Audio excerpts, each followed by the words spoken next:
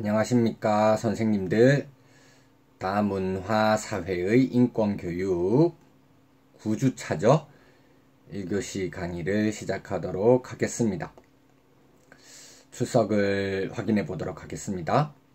강수영 선생님, 김경아 선생님, 김성진 선생님, 안혜원 선생님, 이주희 선생님, 와타나베 사쿠라 선생님, 이렇게 6분 선생님이 이번 학기 같이 강의를 진행해 주시고 계시고요. 저희는 이제 지난주에 중간고사 기간 대체 과제물로 진행하고 이번 학기 본격적인 후반부 시간으로 이렇게 돌입하게 된 것 같습니다.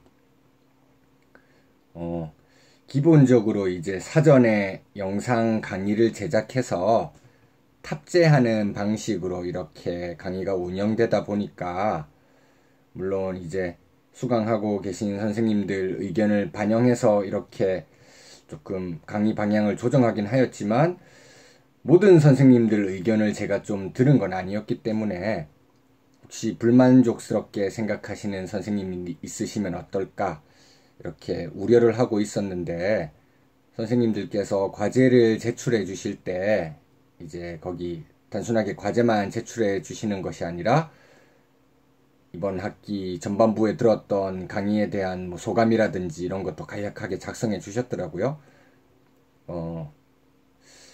이 녹화된 영상 탑재 형식이기 때문에 편안한 시간에 들을 수 있어서 좋고, 또 이해가 안 되는 부분은 반복해서 볼 수 있어서 좋다. 물론 쌍방향으로 소통하기 어렵다는 그런 측면은 있겠지만, 이렇게 사전 강의하는 형태의 수업도 가지고 있는 장점이 분명히 있는 것 같긴 합니다. 그래서 저희는 이후 수업도 이런 형태로 진행할까 생각을 하고 있고요. 저희가 전반부에는 본격적인 다문화 교육에 대한 내용이라기보다는 다문화 사회의 인권 교육이니까, 인권이라고 하는 것이 인간 존중 사상과 깊은 연관을 가지고 있다. 인간 존중이라고 하는 건 물론 모든 과목에서 중요한 것이겠지만 좀 제 정체성과도 많이 연결되어 있는 윤리학 측면에서 접근하는 것도 새로운 방법이 되지 않을까 생각해서 다문화 교육과 윤리학을 접목시키는 시도에서부터 이번 학기가 시작되었었고요. 동양과 서양의 다양한 인간 존중 사상까지 살펴보는 것으로 전반부를 마무리 지었습니다. 그러면 이제 저희가 주교재 선생님들 요약해 주시고 토론 내용까지 잘 써주셨더라고요. 제가 그 내용을 바탕으로 해서 강의를 이끌어 나갈 텐데요. 바로 연결시키려고 할 때 가교 역할을 할 수 있을 만한 그런 시간이 필요할 것 같아서 이번 주와 다음 주는 다문화 인권 교육, 전반부에 배웠었던 인권, 인간 존중 사상을 다문화 교육과 연결시킬 수 있을 만한 그런 노력으로서 다문화 인권 교육이라고 하는 표제어를 가지고 있는 전문적인 학술 논문 2편을 살펴보고, 이후에 이제 3주 정도, 아마 한 주에 2선생님 내용 정도가 될 것 같습니다.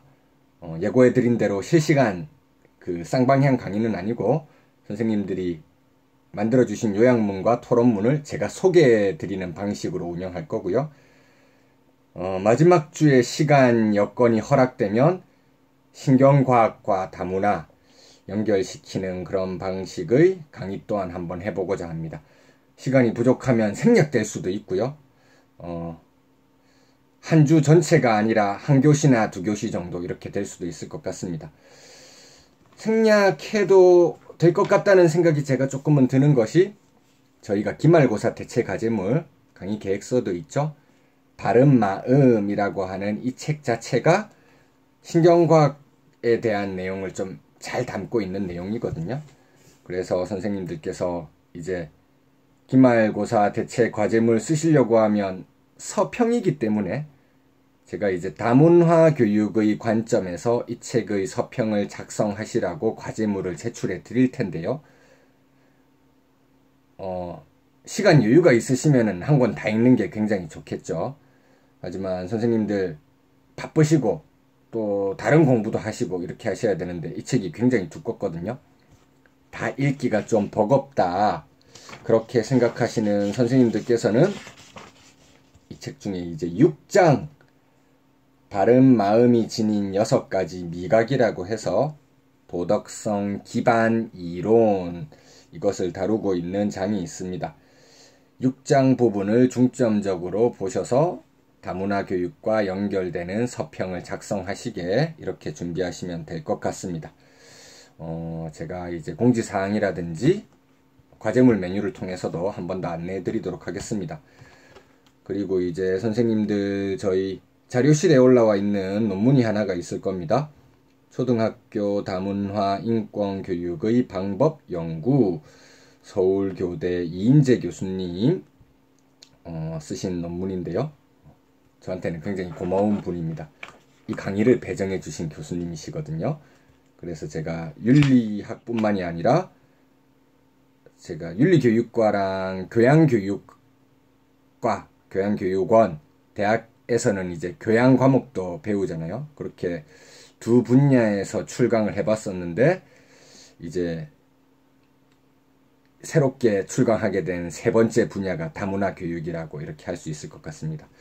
굉장히 저한테 좋은 기회를 주신 교수님이시기도 하고요. 다문화 교육에 대해서도 좋은 글을 많이 쓰셨죠. 저희 주 교재 안에서도 아마 2장에 걸쳐서 논의가 이어지고 있는 부분이 있을 것이고요. 이 논문도 이번 주 한 주 정도 시간을 할애해서 한번 살펴볼까 합니다. 출력을 해오셨으면 요약문 부분, 이건 전체적으로 조금 중요할 수 있는 논문의 핵심적인 아이디어가 담긴 것이기 때문에 천천히 함께 읽어보도록 하겠습니다. 그 이전에 제가 저희 논문 소개하는 강의 했을 때와 마찬가지로 중요한 부분은 함께 읽어나가고 추가적인 설명이 필요하면 판서를 병행하는 강의를 하는 방식으로 그렇게 진행하겠습니다. 인종이나 국적 등에 관계없이 인간으로서 누려야 할 보편적인 권리를 지각하게 하고 반차별, 반편견 의식을 배양하는 것은 다문화 사회를 살아가는 시민으로서 반드시 필요한 역량이기 때문에 학교에서의 다문화 인권 교육은 필수적이다.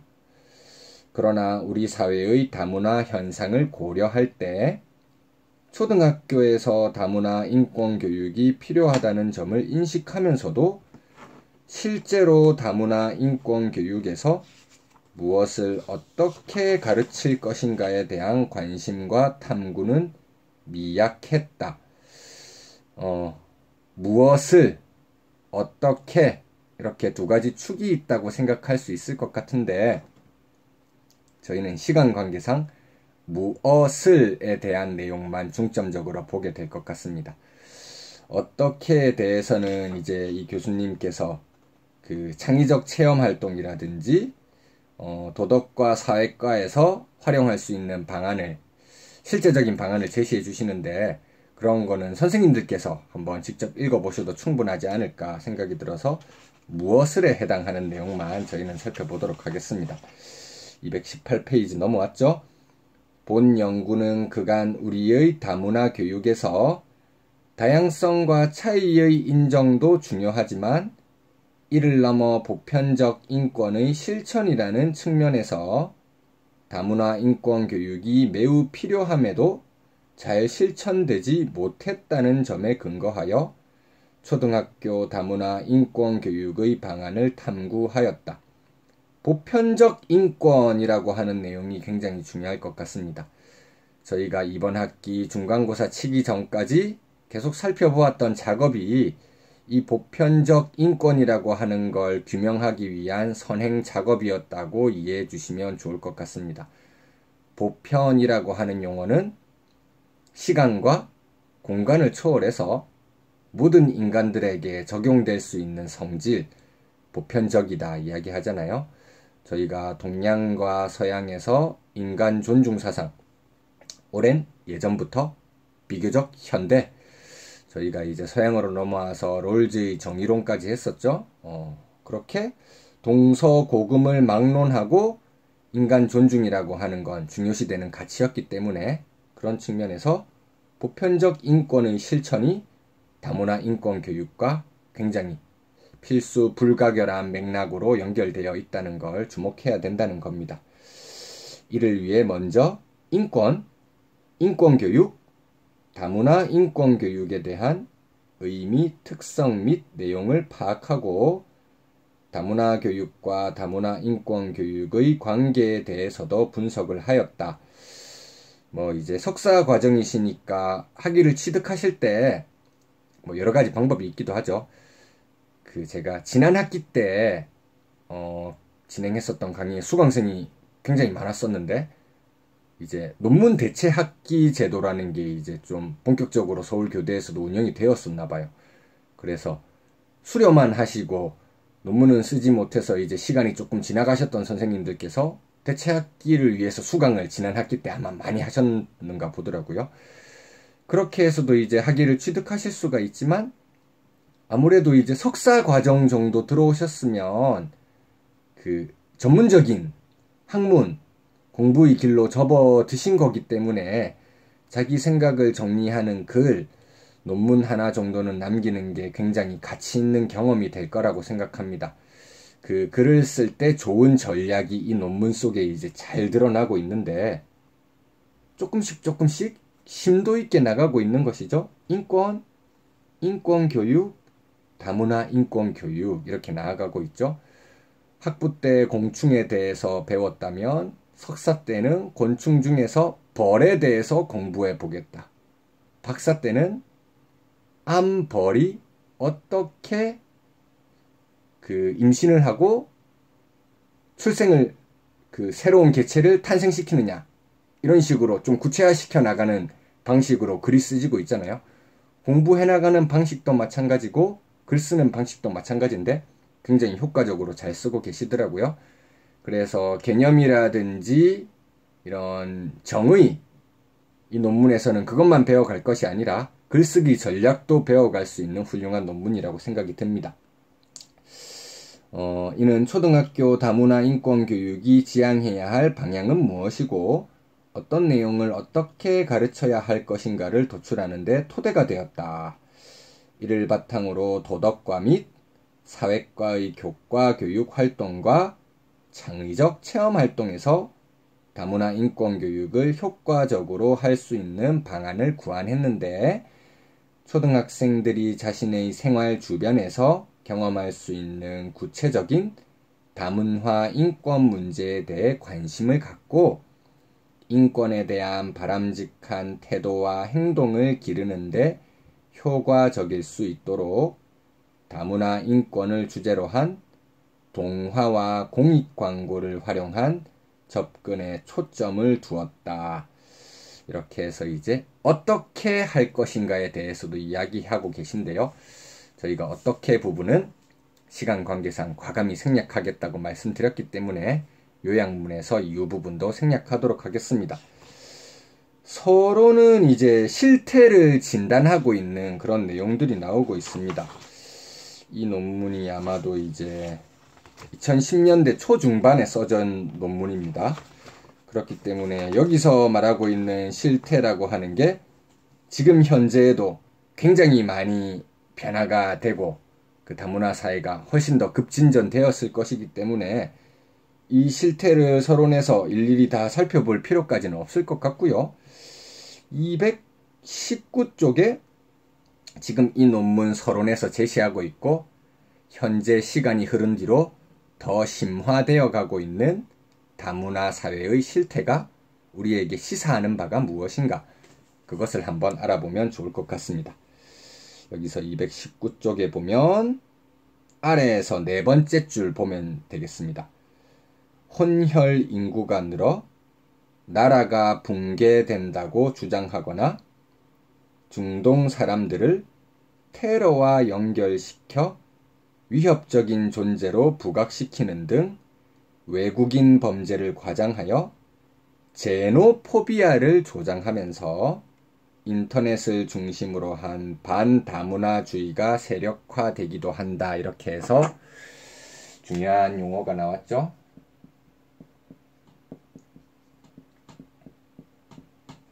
제노포비아, 이방인 혐오증이라고 하는 것인데요.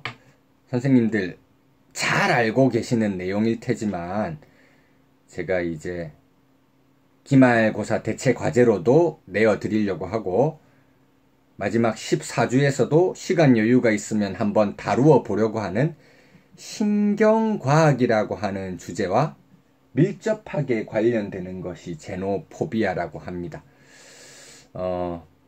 인간의 뇌, 다른 동물들과 비교해 볼 때 굉장히 복잡하게 발달해 있고 도덕적인 사고를 하는데 특성화되어 있기도 하죠. 도덕적인 사고라고 하는 건 아무래도 협력적인 행위를 촉진하는 그런 사고와도 연결될 텐데요. 이런 사고, 우리 뇌 속에서 자동적으로 프로그램화되고 세팅되어 있는 사고 방식이라고 할 수 있을 텐데 이런 것들을 우리가 보통 직관, 인투이션이라고 표현하는 것이죠. 진화의 결과 우리에게 여러 가지 자동적인 직관들, 무의식적으로 어떤 효과적인 행동할 수 있게 만드는 직관들이 만들어져 있긴 한데 협력이라고 하는 것도 직관적으로 주변에 있는 사람들을 도와야 한다는 이타적인 행동으로 나타날 수도 있거든요. 하지만 안타깝게도 지금까지 진행되어 온 우리 진화의 역사는 이 협력이 굉장히 소규모의 범위에서만 이루어지도록 제한되어 있습니다. 우리가 가지고 있는 도덕적 두뇌라고 하는 게 소규모 집단을 넘어서는 대규모의 협력을 가능하게 하는 이런 자동적인 반응 양식은 우리 뇌 속에 아직 프로그램화, 세팅되어 있지 않습니다. 오히려 우리의 두뇌 속에 굉장히 깊게 각인되어 있는 것이 바로 제노포비아, 이방인 혐오증이라고 할 수 있겠죠. 오랜 예전 수렵 시절, 여러 이동해 나가는 그런 시절에서부터도 모르는 사람들, 낯선 존재들, 이런 존재들은 위협으로 다가왔던 것이 사실이기 때문에 뭔가 꺼림직하고 불편하고 이런 마음을 가지는 게 모든 인간이 가지는 본능적인 요소라고 할 수 있겠죠.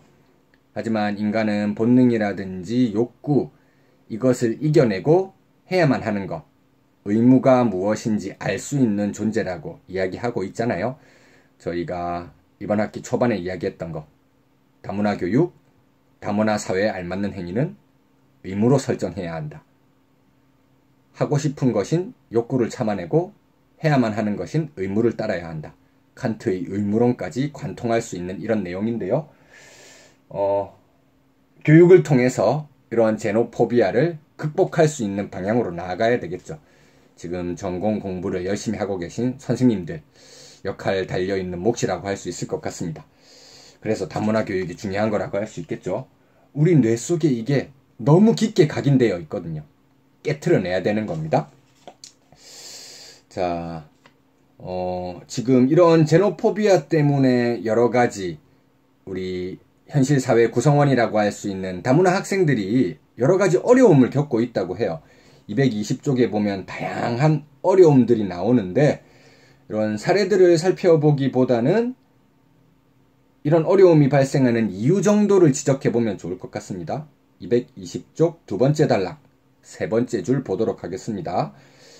이러한 무시와 차별 및 배제 행동은 일반 학생들이 다문화 학생에 대한 이해의 부족에서도 나오지만 근본적으로 그들을 인간으로서 존중하고 가치 있게 여기며 그들의 권리를 보호하고자 하는 인권의식이 부족하기 때문에 비롯된다고 할 수 있다. 나랑 다르다. 뭔가 불편하다. 배척해야겠다. 이렇게 생각한다는 건 나와 같은 인간이라는 걸 인정하지 않았기 때문에 발생하는 그런 현상이라고 말할 수 있겠죠. 그래서 이 논문의 요약 부분에서 인권이 가지고 있는 보편성에 주목을 하잖아요. 피부색, 인종, 문화, 이것에 구별 없이 모든 인간에게 보편적으로 적용되는 것이 있다. 이것에 대한 중요성을 학생들에게 환기시켜 줘야 된다는 겁니다. 한 4줄 정도 내려가서요. 즉 다음 부분 읽어보겠습니다.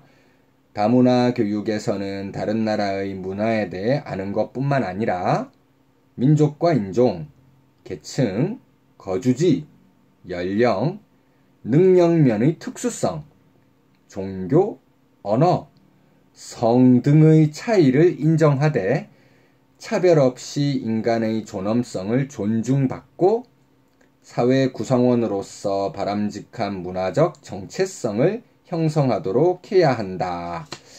이렇게 되어 있습니다. 그렇게 하기 위해서 이제 중요한 방법들로서 221페이지 넘어가시면 세 번째 줄에 문화 이해 교육, 반편견 및 반차별 교육, 인권 교육 이렇게 이야기하면서 이 세 가지가 다 다문화 인권 교육 강화와 관련된다는 그런 소개를 하고 계시고요. 가장 중요한 이제 이 논문의 핵심 주장 221쪽 마지막 단락 첫 번째 줄 보도록 하겠습니다.